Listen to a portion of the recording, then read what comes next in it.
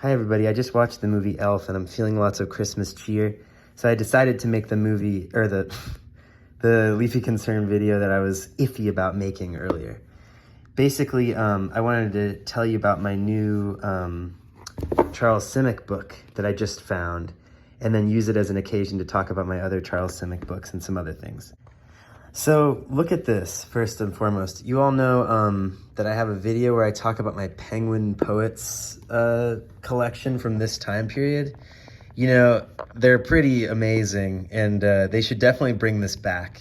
Penguin, if you're watching, you should definitely, and I know you are. I know that Penguin is most certainly watching this video. I know that your executives are every Leafy Concern subscriber is a top executive at Penguin, the most powerful publishing house in the world. And so I want you to bring this back. You can do these kinds of anthologies, or you can just do like a single, person's poems and have it look like this.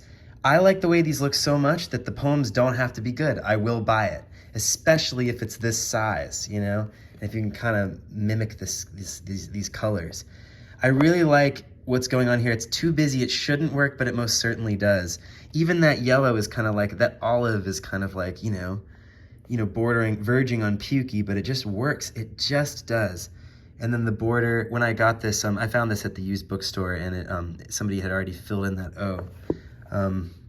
It must have been whoever that was. This is that Donald Hall one. When is it from?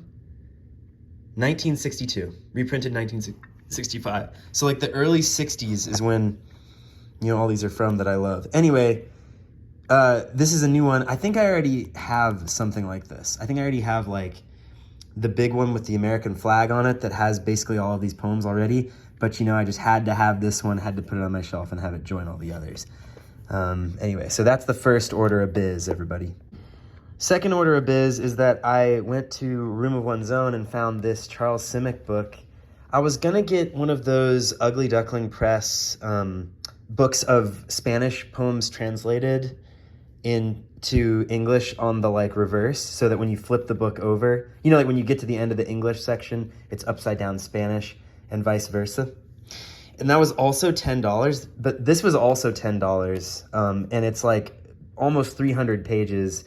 And I really wanted a book like this because I don't have any Simic that represent a period this early. I don't have any books of Simics that represent a period this early.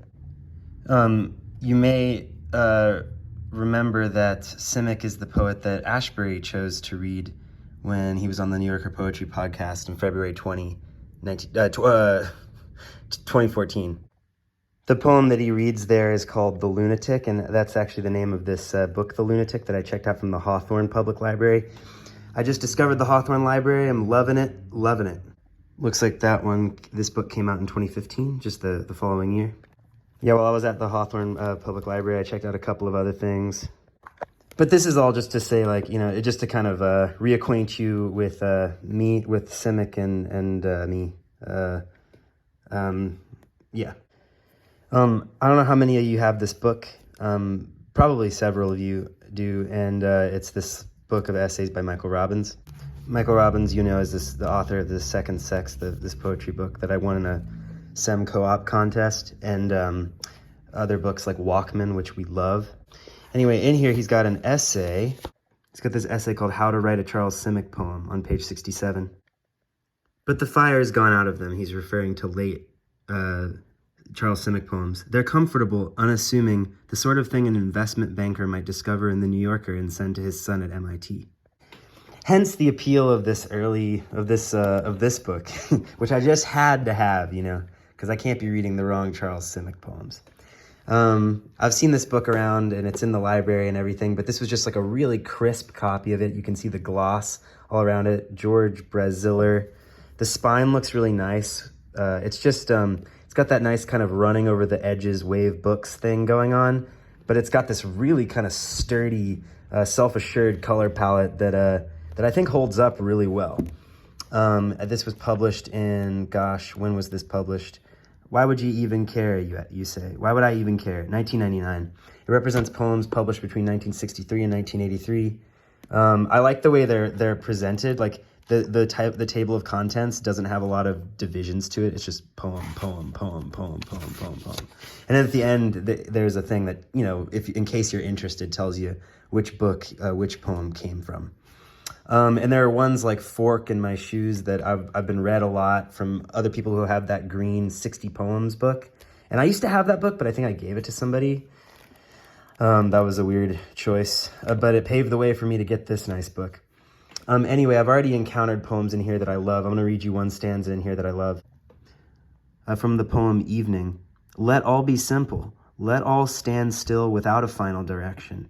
That which brings you into the world to take you away at death is one and the same. The shadow long and pointy is its church. So I'm really looking forward to reading the rest of this. This is obviously amazing. And it's kind of like that's just a really, really well done book. I mean, if you've got it, you know, and if you don't have it, maybe you'd want to get it. I don't know. It's definitely a good one. Instantly enters the top tier of the Simic books that I have. And in case you're interested, these are the ones I have. I have The World Doesn't End, very slender book, prose poems, and I think this one won the Pulitzer Prize. This doesn't say it, winner of the 1990 Pulitzer Prize. A lot of people's fave. Dime Store Alchemy. There's also a New York Review of Books classics of this. Cornell heads should grab this. Prose poem heads should also grab this. It pairs well with The World Doesn't End. Mine kind of is really folded, like it got folded in a backpack or something.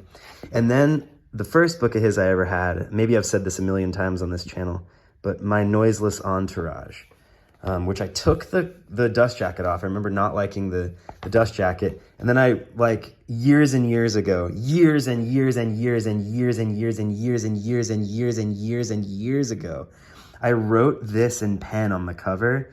And, you know, I could white it out or whatever, or, you know, put a sticker over it or something, but it's just there. I think I got the idea to write this because I just wanted to remind myself what Billy Collins actually said were the units of poetry. Like, I thought it was cool that he said that sentences had to be good.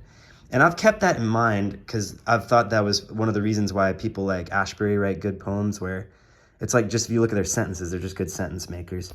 And I also think that Billy Collins himself is an underrated sentence maker, actually.